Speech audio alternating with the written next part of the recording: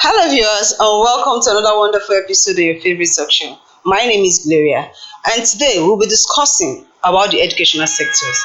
While a lot of people are focused mainly on certificates, a lot of people are using skills acquired from outside to actually rebuild their families and reshape the society. Today we'll be discussing revamping the educational sector, focusing more on informal education.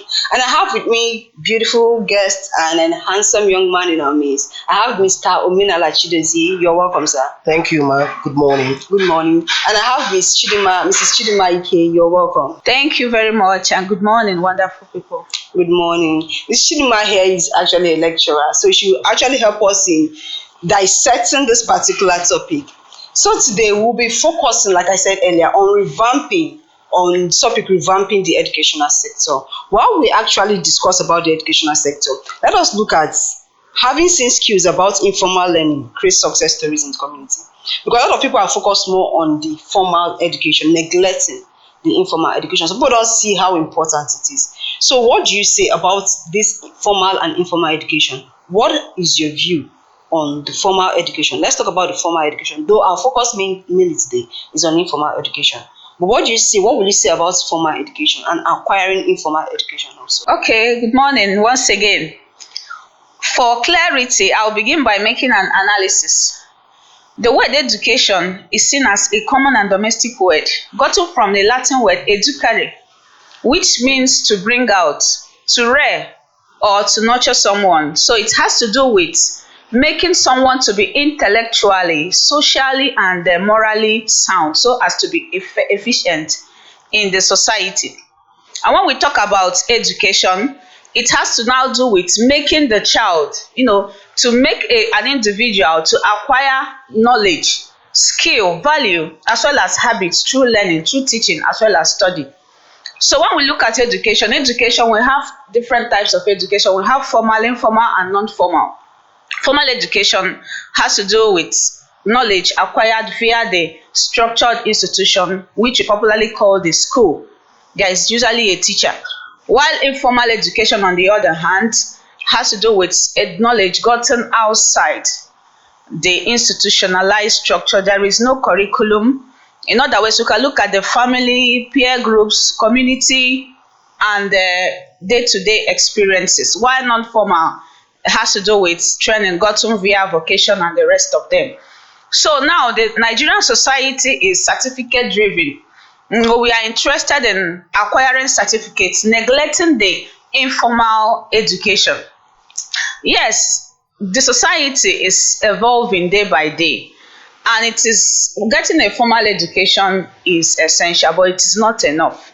So for us to balance the society, for individual to be balanced, it is important for one to not just acquire the formal education, but also to get the informal education, which begins also from the family, because the family is the first point through which an individual gets knowledge, an individual acquire whichever information he or she gets. So formal education, as we know, is usually gotten via the institution. We have a teacher, which stems from nursery school, primary school, and the tertiary institution. Okay, so in Nigeria now, people tend to, even when someone acquires a skill without getting the certificate, the society has this mindset that the person is not said to be literate, okay, and the person is classified as inferior and doesn't have any significant impact in the society. Thank you. All right, thank you very much, Ms. Chidima. Mr. Ajo, so please, can you help us? Mrs. Chidima has said a lot, and we are focusing on the informal education. Can you help us understand informal education in his whole definition? All right, thank you very much. Good morning once again, my co-colleague, the presenter, and the viewers at home. My name again still remains Ajo Guchigozi Omenala. Yeah, we have a very crucial topic at hand to discuss on.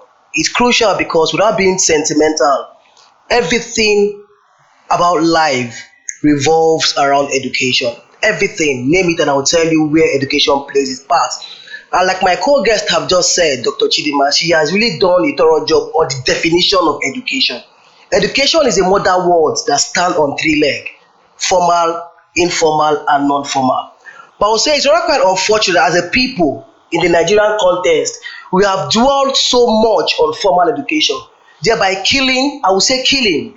And that is even where the revamping is coming from. Because if we must revamp education, we must look keenly into the informal and the non-formal. Because we have dwelt so much in the formal. Everybody wants to go to school. It is good to go to school. But how many persons want to learn a skill? How many persons want to learn technicals? How many persons want to learn vocation? How many persons want to learn morals, way of life? You can see somebody who is illiterate, but common ethics and common morals is lacking. I know of somebody who is a first class graduate in the institution, but cannot make 4 straight sentences without adding their mother tongues, cannot interact. Interpersonal relationship is an education too. It's gotten from the non-formal or the informal setting. But there are persons, and the way we even run the formal education in this country is what we call in our days while in school. There's a law, we call it then, la read, la cram, la pass, la forget. What does it mean? Give them the book, read some days before exam, cram the points, write the exam, pass the exam, say goodbye to that course. I can bet you get a graduate today, ask him to give you 2 or 3 subject title or course title of their course, even at a 400 level, they cannot remember it. It goes to that formal education is a trend thing. It comes and it goes. It does not stick. But informal education is a practical approach to learning. It is something, is a day-to-day approach of things. And you can't understand that when you keep on using day-to-day, it's practical. So it sticks. It's an education that you learn either through visual or through physical thing. It's not an abstract education. So if you ask me, I think truly, if we must start revamping education, we need to start paying attention to the informal and the non-formal education. Thank you. You're very welcome. Now, talking about the informal education, we noticed that, like you said earlier, that it is something that has been forgotten or has been overlooked. Yes. Now, why is informal education being overlooked in the national education policy? Okay, thank you very much. Like I said, it's a trend thing. The country we find ourselves, we glorify certificates.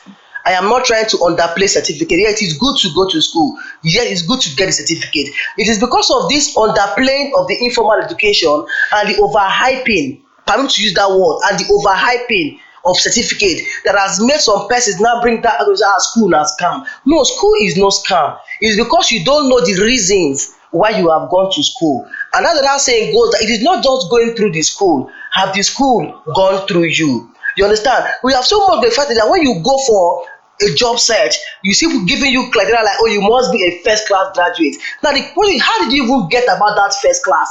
Because even in the formal education of today, there are some schools, there are some settings where children sub themselves to get these good grades.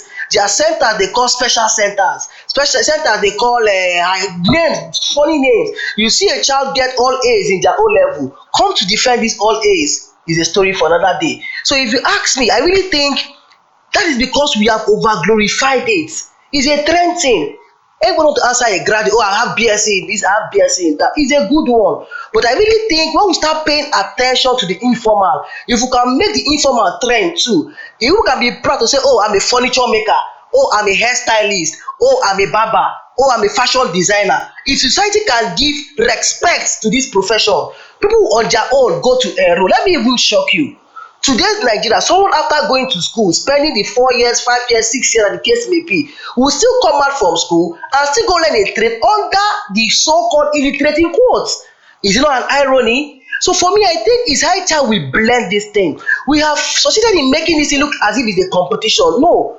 To us, we think the formal and the informal are competing rather than complementing themselves. They should not compete.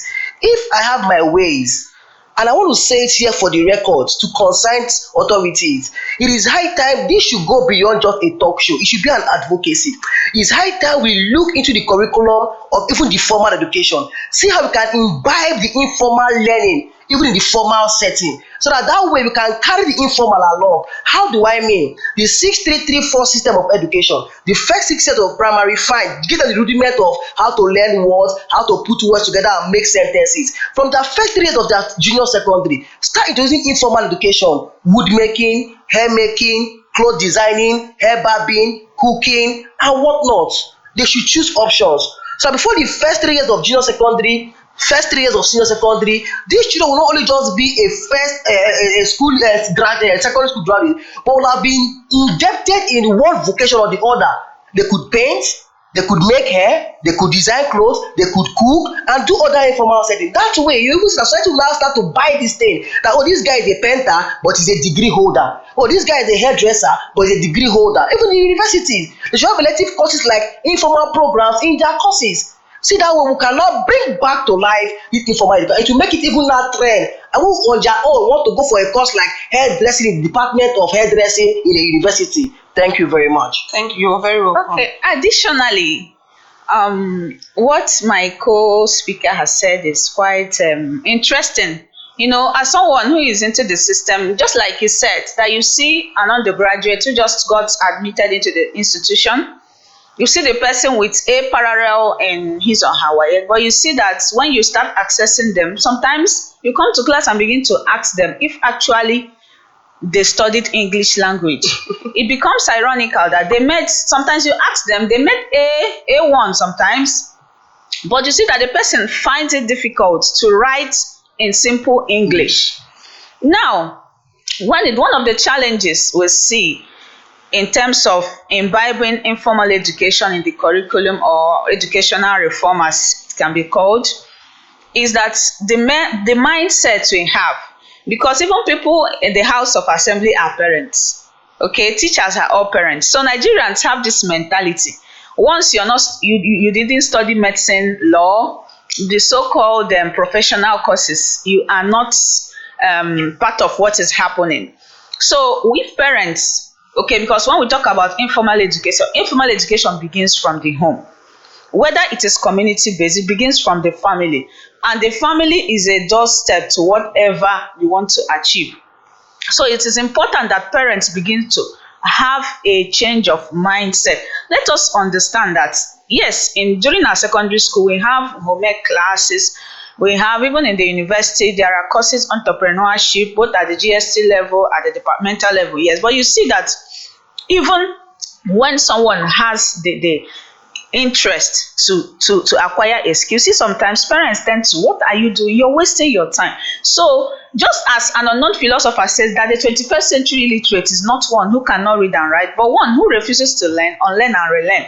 So it is high time that parents started unlearning. There are so many things we have to unlearn as Nigerians for us to succeed in revamping this education via informal education. So until parents started, until we make up our minds, to have the idea and the knowledge that truly, whether someone goes into painting, one is making hair and all that this person is also relevant. Okay, so in the society, if we don't change our mindset, if parents do not change our mindset, because the first teacher we get starts from our parents. So once your parents tells you that going to learn a skill is nonsense, stop wasting your time, you see that whatever our parents tell us have significant impact in our life, whether we accept it or not. So until we change that mindset, you see that achieving this will be a near impossible situation. Okay, thank you very much, Dr. Chidinma. I want to pick a point from what she said,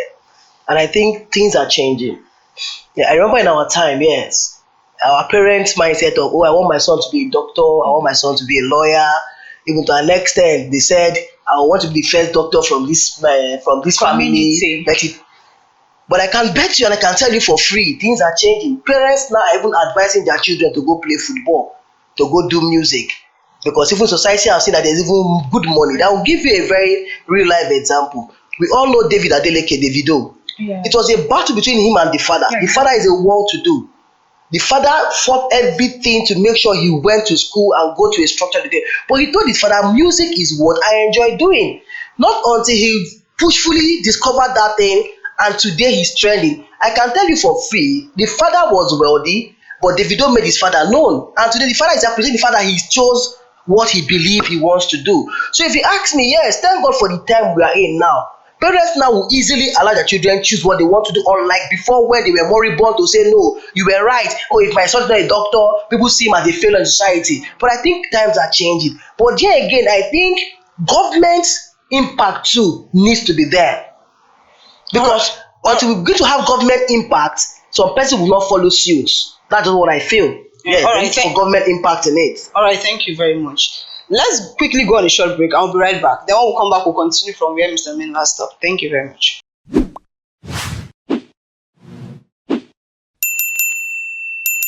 Welcome back, viewers, from that very short break.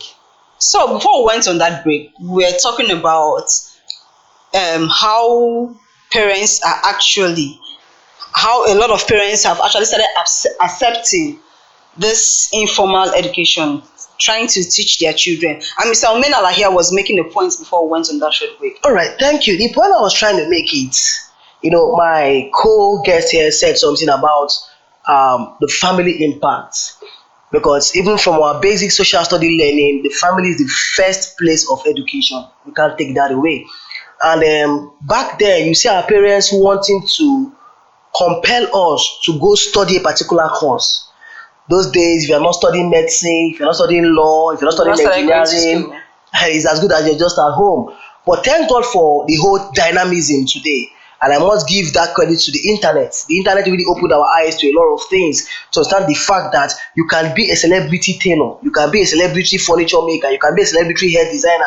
I can cite a lot of examples. These are guys who have gone to school to read the honored course in question, but today they are in the other side of the world.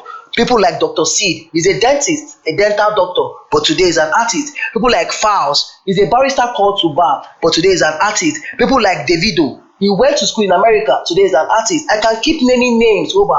Why am I saying this thing? To make our viewers out there, because both parents and children alike will be watching this program, to understand the fact that it's not really what you go to study in school that matters. It is what you make out of what you have studied in school that really matters, your impact in society. So parents, please, let's stop. Everybody cannot read medicine. If we all are the doctor, then who becomes the patient? So everybody cannot read medicine, everybody cannot be a lawyer, so who you really defend in court? So we should, like the Igbo slang will go that AK Roro AK, everybody have their own calling. So once you have a child between age 0 to 5, you must have known what that child picks to. It could come from what you as a parent does. For instance, I'm into food, I'm a chef, I'm a caterer. My son of 5 can virtually tell you everything I do in the kitchen. So I've seen that he has picked that from me as somebody who father does cooking business. That's another thing he learned. So it's for me now to pick one or two of this hobby and consolidate on them and make him toe that line. He must not be a doctor. He must not be a lawyer. If my son becomes a successful chef, I will celebrate him. He will be known worldwide. So please, it goes to parents, especially parents. We should start. That's why the word catch them young come to play. Don't shun or don't condemn a child because he like hitting, he like knacking. I say, when a carpenter I won't be, not be for this house. So no, encourage him, consolidate on him, guide him, mentor him. If you have somebody who is a good furniture maker, attach it to be his mentor, because part of the process of informal learning is a mentorship. You must have a mentor to mentor in that line where you have your interest. Now, outside family, the government need to come to play. I was talking about that before we went on break. Now, how do I mean government? One thing is just because in this part of the world, we are so good at white elephants projects. Just put them on paper and nobody implements it. Nobody monitors them. Nobody executes them. These things can be on white paper, but are they really doing it? No. They should have task force who goes to school to make sure these things are being executed, not just on paper or okay, bring your to Ministry of Education, okay, you have good. Are they doing it? Do they go on the field for practicals? Because these things are practical, not theory. You don't say stories to this thing. Attach them to organizations who does the practical, so they can go there and do the practical. Then organizations, religious organization, social organization, political organization, civil society organization, in churches, pastors should do well to preach to parents that your son is a world that does not make him a nobody in society.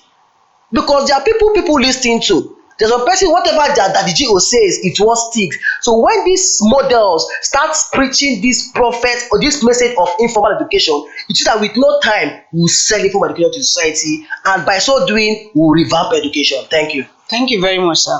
Let's talk about the roles and impacts of informal education in the society. We've talked about a lot of things. Mr. Omenala has made a lot of points about a lot of people that actually went to school and actually learned something, and they are doing something else aside from that formal education they require. Now, in the community at large, you hear a lot of people you hear a lot of success stories from informal people that did a lot of this carpentry work and everything from informal education. Let's talk about the roles it has to play in the society. Informal education, excluding the formal education. Let's leave the formal education now. Just mainly informal education. Let's talk about the roles it plays in society. What roles does informal education play in the society? Well, informal education plays a lot of role in the society. First, I I always talk about coming from the family now. The family is the first pointer to which one gets information or knowledge informally. Okay, now there are ways through which one can, the importance of informal education, what it can do in the society. One, informal education makes, it is accessible and inclusivistic in nature, in the sense that it is inclusive. It includes both the privileged, less privileged, they have not, as well as the people we call the handicapped. Okay, because in our society, once someone has a challenge, physical challenge, we have the mindset that we place them one side. So now informal education is for all. When you're in a family, just like Mr. said, that the informal sector now prepares both the privileged, the less privileged. Every human being has the opportunity to learn something. So if one is coming from a family where the father or the mother is into cooking, from there the mother won't say, because you have one challenge, don't learn. It is something done out of experience, because in this situation, this type of knowledge is knowledge with experience, it's knowledge with practical. So you cannot detach informal education from practice. Secondly, also, it kind of bridges the gap. Okay, because in formal education there is a kind of gap. So here, when there is informal education, it bridges the gap in the society, whereby one who in the society there is usually a gap between someone who is not learned and one who is learned. So informal education bridges the gap. It is a platform for everyone. Then on the other hand, it gives room for information, because one of the ways through which information has to do with the ability to communicate ideas. So with the ideas communicated to one, then one can achieve a desired goal. Okay, then the next one we talk about formation. Informal education will help to form someone. We cannot talk about formation without moral education. We cannot talk about formation without character building. We cannot talk about formation without socialization. So informal education helps to form one to function effectively and efficiently in the society. Thank you. All right, thank you very much. Now let's quickly talk about, because our main topic is revamping the educational sector. All right, let's quickly talk about strategies to revamping these sectors. Government recognition of informal skills. Let's talk about government recognition of informal skills. All right. Revamping the education. All right, thank you very much. We must really, like I said, and I'll still say it again, no matter what we say here, if government don't come into action, it's just more like a fairy tale, because they are the ones that will make this thing to become a law, and the ones that will make this thing become a practice. Now, and I want to say for the record again, formal education and informal education are not supposed to compete themselves, rather it should complement themselves. While formal education is the dream, informal education is the realization and achievement of that dream. While formal education is the theory, informal is the practical of it. So they should go hand in glove. They should go pari passu themselves. But it's quite unfortunate inside of the society, we have seen it like two parallel lines that can never meet. No, it's not ought to be.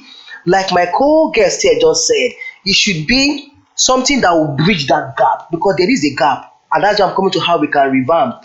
Because the truth is, even when we say developed countries, today, if you travel outside, people with skills are most sought after than the certificate you take. Sure. Does it mean developed countries don't appreciate? They do appreciate, but they want to know hands-on. They don't go hands-on experience. What can you do with your hands? Not come to tell us all the stories. A PhD holder can come and tell you all the thesis in all these books, or you give him the practical. Something happened in the university, I don't want to call name, not to blacklist any school, that the generator of the department was faulty. Mechanical engineer professors there could not even lose a boat from that generator. They had to go call a mechanical, the roadside, to come work that generator. Is that what we want? No. This is where we can now still blend, so that even while you are in school as an undergrad of engineering, you go to the field to do the practical of what you are studying. So now how we go to revamp this, like I said, even if family come to preach to their children, even if the organization come to say it in churches, civil society organization come to preach it and do a campaign, government must be involved. It must pass as a law. In fact, the same way they say before you can write JAM, you must have O level. I think the same way before you get admission into university, what skill have you learned? And it should be a practical test to you, not just telling me I know. No, 30 minutes practical skill. Do your practical before you can even further more. That way, it will make this trade to be acceptable. The problem is acceptability of it. People shy from it. You see a carpenter not being bold to tell you, oh, I'm a carpenter, because of the way society has blacklisted that profession. So until we now make it juicy, sellable, appreciative, worthy, honorable, the lawyer will tell you, oh, we are learned for everybody is learned. If you look at the English meaning of learning, someone who knows how to read and write. Literacy, I might not go to school and I can still be illiterate as long as I know how to read and write. I'm illiterate. People do self-development learning on the internet. So if we can break this sentiment, if we can break this hype of, okay, these ones are formal learned, so they are the high class, these ones are informal learned, they are the low class. Like my co-guest Riley said, let's just bridge that gap and interwove this thing so we can understand the fact that you that is in UNN and me that is in Chukwuemeka Technical Training School, we are both learning our different ways. A time will come, we'll meet ourselves and we'll cross-breed our knowledge and we'll both collaborate and do something meaningful in society. Thank you. Thank you very much, sir. So we've actually touched a lot of aspects of this particular topic. Now let's talk about the challenges and possible solutions to revamping the educational sector, basically the informal education. What are the challenges and what do you think are the possible solutions? You've made mention that the government must come in, because no matter what we say, the government must actually pass it into law. What apart from the government's coming, what exactly do you think are also the possible solutions to revamping the educational sectors in general? Okay, another one is campaign. Yeah. Okay. And when there is campaign and awareness, the public, both students, parents, and everybody will get to know that informal education is important, that formal education is essential, but informal education makes it complete. So creating awareness, public, this awareness, we see people who sell any product and go about singing, attracting people. Everybody wants to know who are these people, what are they selling. In that way, we can also, there will be campaign, there will be awareness. Everybody will know that it is high time Nigerian society started recognizing the importance of informal education. Then another way also is through, now this is holiday. We talk about holiday lessons. Then the question is, how many people are interested in sending their children to learn a skill? When this is a long vacation, everybody now wants to still go back to school and continue to acquire the same knowledge they have been acquiring since the past 3 months. So I always encourage parents that during this, it is a long vacation, at least there should be a month plus to stay at home. So you can also send your child to learn a skill. Okay, so from there they will begin to have the idea, the knowledge that it is important for you to get a skill. That getting a skill doesn't make you less human. It doesn't make you inferior, but it also makes you to be complete. Okay, just as he said, also the government, legislator, and the family. I stress the family always, that the family should also get to know that there is need for informal training. Okay, another way is this. I'll keep saying it. She just made the point. You see, most times when we have this summer break, you still see schools want to still actually to still come back and learn what they've learned in the past 3 months, and will still learn again in the next 3 months when they resume for the new session. Now, I'm tailoring a program. I want to really tailor it very well before I can now submit to designated authorities, because like I said, until these things are passed as law, and I tag this program skilled, schooled, and skilled. You can go to school and have a skill simultaneously as well. Now, what is my objective to this? My major target is the secondary school, because at least a child who has finished primary school must have developed from that ability to retain vocational knowledge. I'm writing a proposal to secondary school that from their GSS1, maybe Wednesdays and Fridays, 2 hours, get resource person to train children on vocational education, hair making, furniture making, catering, painting, designs, so that before they will go through first 3 years junior secondary, second 3 years junior secondary, they will not only have their secondary school leaving certificate, they will have a skills attached to it. Now you see those periods they are waiting for admission, they can start earning money even while waiting for admission. And this is why even today in society you see in quotes students being so much dependent on their parents, because they feel, oh, we spent all our time reading, nothing to show for it. But a child who at 15, 16 graduated from secondary school, knows how to do painting, know how to do hair making, can just even start up something and earn for himself. That way, he is becoming financially independent and still improve on himself. So even when admission now comes to school, he can still even go to school and still even fend for himself in school.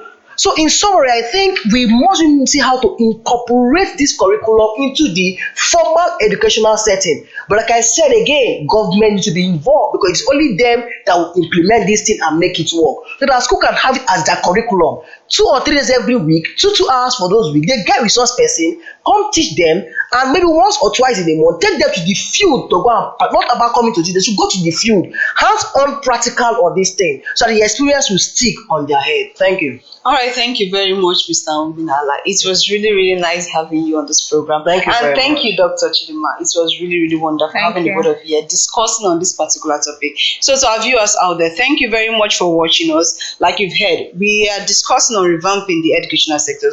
My guests in the house have made a lot of points, which I would love all of you to contribute to it and tell us what you think about it. For our parents out there, please, please, please do well to encourage your children to acquire skills. It is important. In as much as the formal education is important, informal education plays a huge role in the society, even in our lives as a person. So thank you for watching. Until we come your way next time, please do well to follow us on our Facebook page, subscribe to our YouTube channel, follow us on TikTok, on all our social media platforms. Comment, share your views, tell us what you feel, tell us your opinion, and we will be willing and ready to listen to your opinion. Thank you very much for watching. And from the studio here, bye.